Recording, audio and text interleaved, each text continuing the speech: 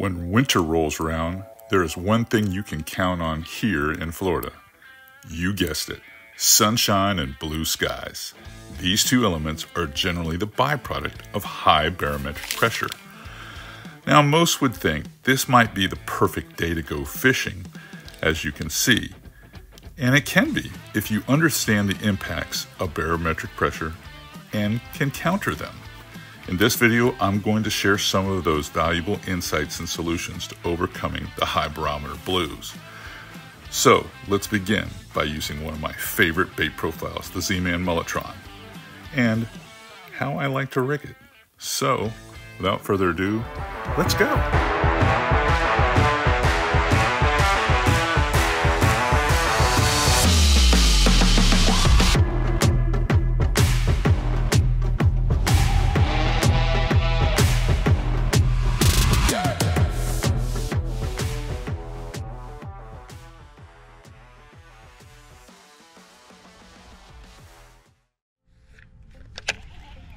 See if this one hits it.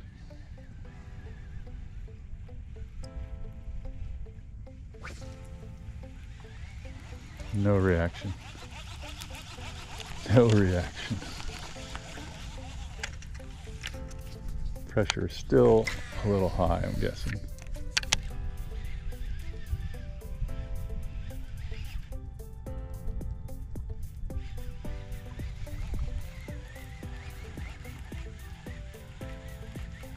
He's in the right spot.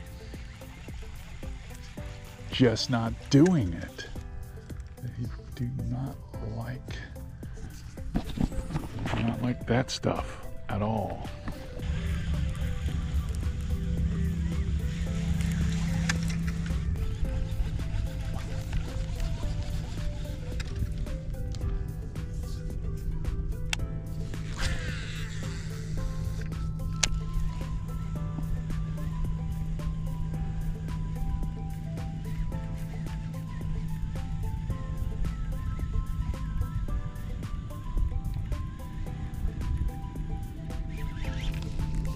Yep. Redfish? Yeah, a little redfish. Came running right out of that grass.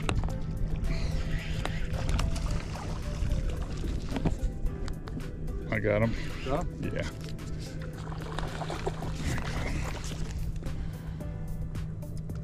He's laying right on those rocks in there. And I don't think it was the ideal time. I just think I just got close enough to him to make something happen. Kind of a... Too close not to. Yeah, too much of a reaction. So he was not hunting. We need that outgoing water. That's what we need. But this little subtle bait definitely talked him into it. Gotta be one of my ultimate. Man, this fish feels like he's been in the ice box. Yeah, that's cool, huh? Yeah. Get that.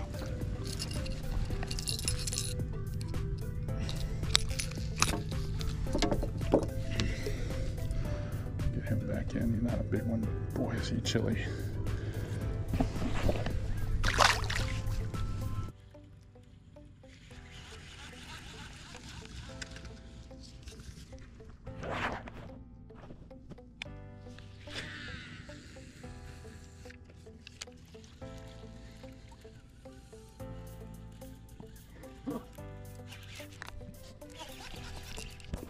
Another small red up there.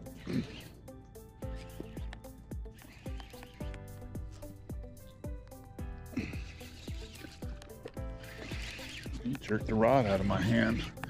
He's not any bigger than the last one, but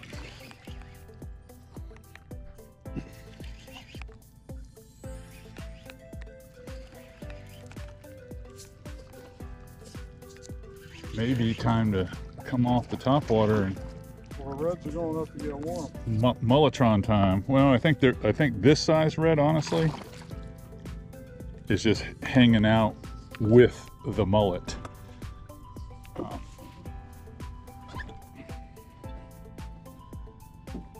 But this Mulletron definitely getting the bite A little bit of bite there is on a high pressure day.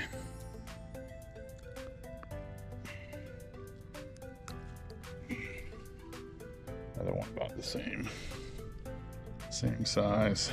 These are all 17 inchers. Yeah. But this little rig here allows you to crawl it. It's like scrounging on the bottom, really. Kind of just finds its way, and it's hard to get it hung up, which is really the key. Definitely the key to this bait. All right. Apologize to all of you for taking you away from the action so early on in the video, but I want to share with you some insights and some solutions to fishing during a high barometer. Now, we will go back to the action, and I promise we've got some quality catches coming up. But first, you need to know, what is barometric pressure? Barometric pressure is the weight of the atmosphere exerted on a surface. Now, in our case as anglers, that surface is the water.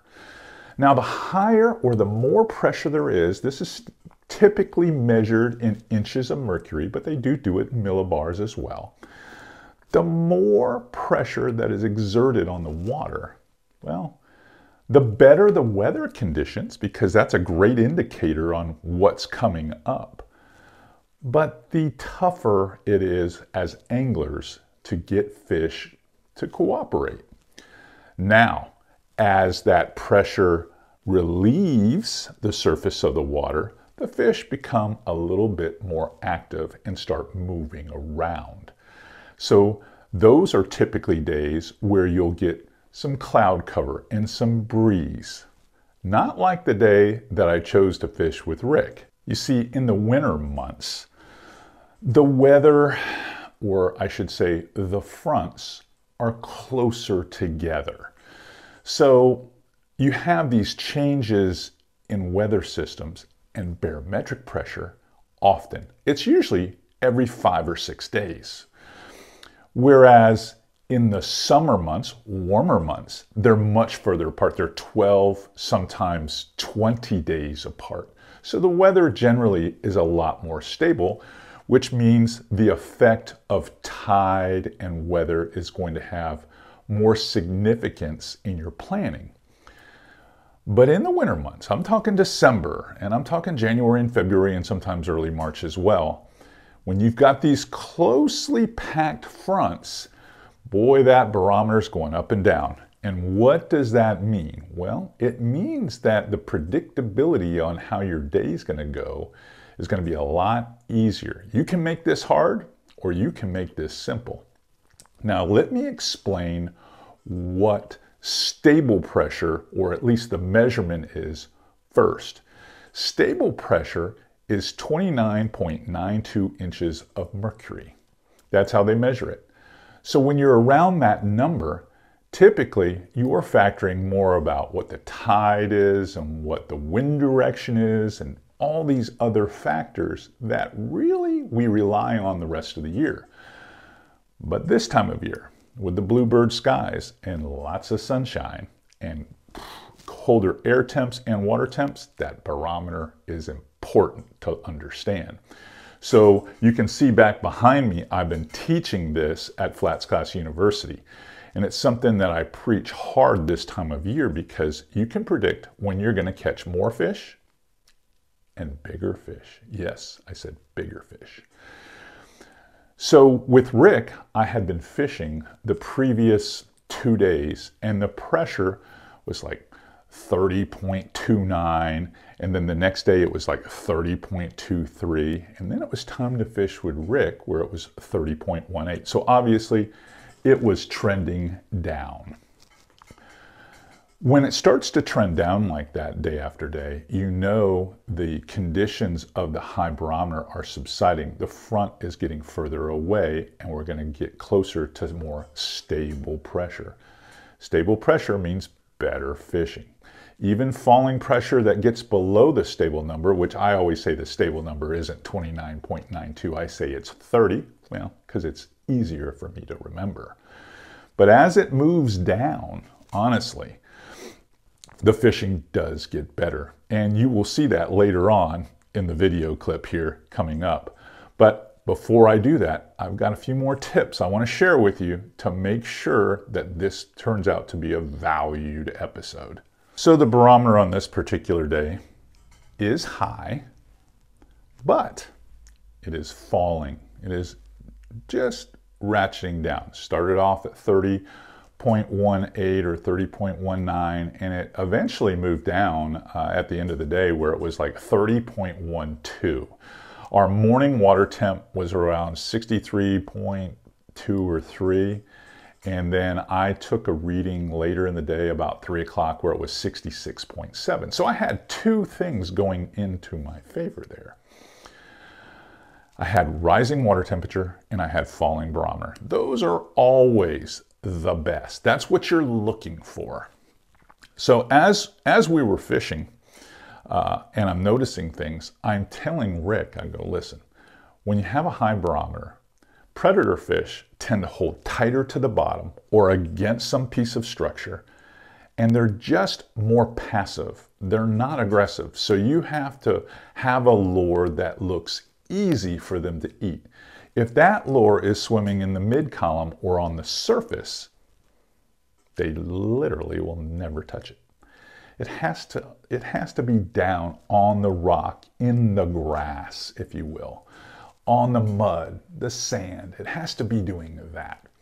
An old timer told me when I was a young guide that when the barometer is high, you naturally would fish deeper to mitigate the high barometric effects. And the more stable or lower the falling barometer, you would move shallower. That way you would be where the fish are because the fish are moving up to hunt. They're ready to go. So keeping that in mind, I always think about that when I'm fishing. Now, in this particular episode of FlatsClass University, you will see that one of my favorite lures is the Z-Man Mellotron. It's a wedge tail bait that has very minimal body roll.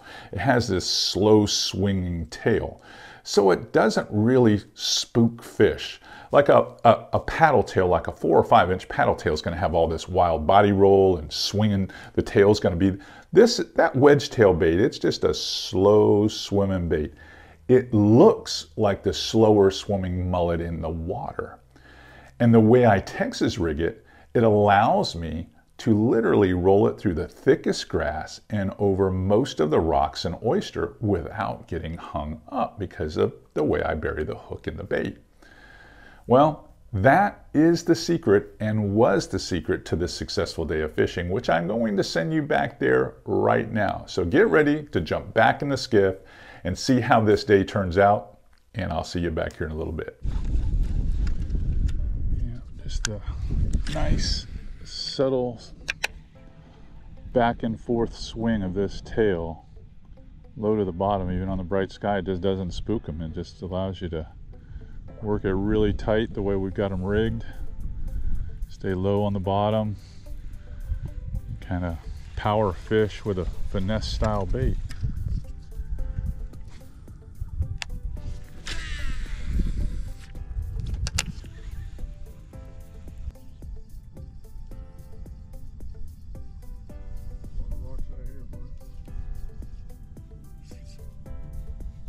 Go. Little snook? Yeah, or red. Maybe a red. Well done. Another red with him. Another red with him. I want to hang out here a little bit.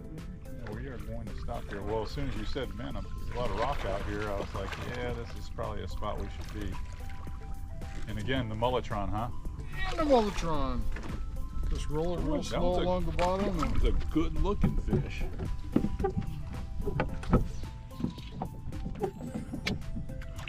Come down, give you a hand.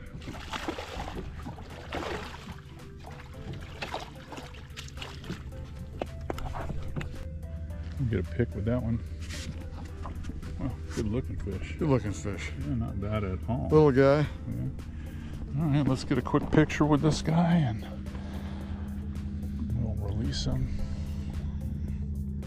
These kind of conditions, yeah, pretty good. Good? Yeah, we're solid. Nice release.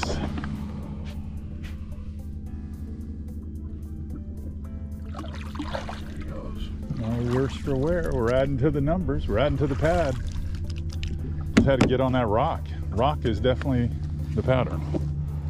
Gotta stay on it. Stay on it. That, and it seems like not only is the tide falling now, but we've got that drop in pressure. Yeah, 20 or 30 pound test on that. This has got 30.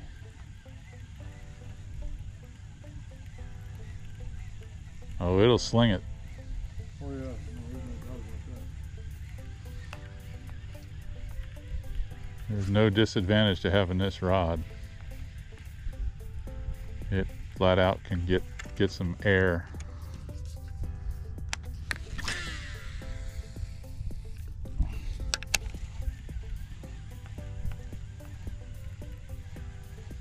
And it's just a 7'3", but it's medium heavy. It's my favorite rod. This is the all-purpose 7'3" medium heavy, by far and away at Fitzgerald. My favorite rod. Ooh, I got one follow on it. Oh yeah, that was a good fish right there. Oh. Hold on, bro. You're not going nowhere. Oh yeah. That's the fish I've been waiting for. Mulletron Central right there, baby. That is the fish I've been waiting for today. Nice slow roll over that warm mud. I just got to make my move down. Hold on, get him up this way. I mean, he thumped it.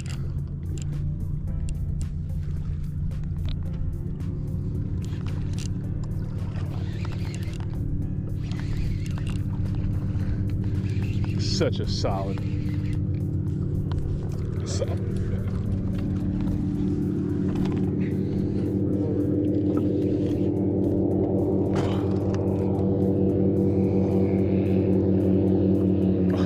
Barely fits in it, huh? Barely fits. Woo-wee.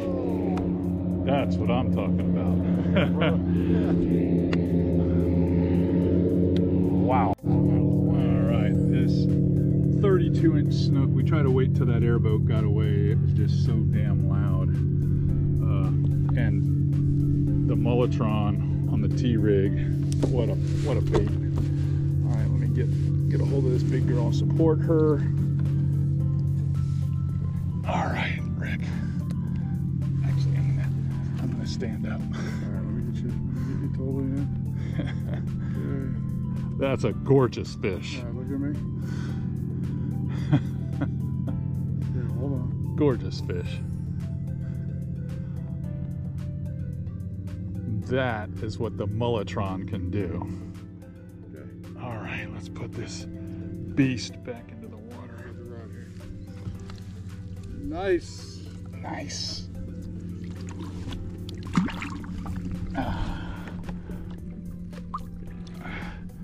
Gotta love that. Come on. Nice cold water. She's gonna be just fine.